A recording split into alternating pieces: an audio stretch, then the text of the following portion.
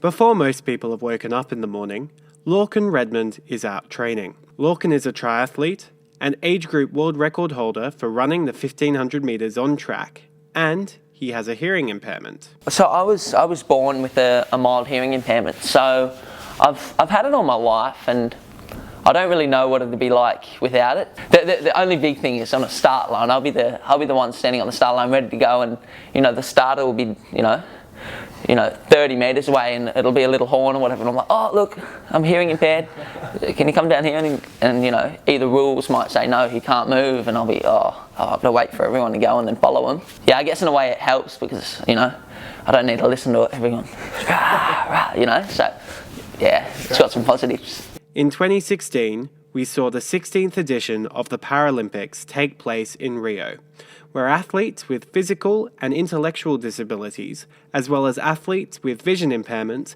are invited to attend. But the Paralympic Charter excludes hearing-impaired athletes from competing in the Games. Lachlan Falvey is the coach of Paralympic swimming gold medalist Tiffany Kane. He believes it's time that hearing-impaired athletes should be included in the Games. You have to, I guess, look at what there is currently. Personally, I think, it's the major thing of Paralympics is for physically impaired athletes, and they're obviously well catered to. Obviously, having visually impaired athletes, you then have to ask the question, well, is it fair then to not also have a hearing impaired athlete? My honest opinion would be, yes, it is. If you've got a hearing impairment, it's obviously a disability, just like a visual impairment. And apparently, that change was supposed to happen before the next Paralympic Games in Tokyo. In a statement made to Good Sports, a spokesperson for the Australian Paralympic Committee said, "At an international level, the IPC indicated in the lead-up to London 2012 that it would consider adding events for deaf athletes for the Tokyo Paralympic Games in 2020. But we have seen no correspondence since, which suggests that this addition is no longer likely." Farrah Ducky is the Sports Development Officer at Deaf Sports Australia. Sports for deaf and hard of hearing people is designed to give anybody the opportunity to participate in sports, to feel included, to feel confident in themselves, or basically learn a new skill.